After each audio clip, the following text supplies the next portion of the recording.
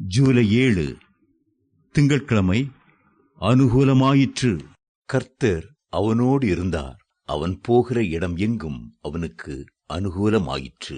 2 ராஜாக்கள் 18:7. இந்த வேத பகுதியிலே எசேக்கியா ராஜாவை குறித்து சொல்லப்பட்டிருக்கிறது. எசேக்கியா ராஜா என்ற வார்த்தைக்கு என் பலன் என்பது அர்த்தமாகும்.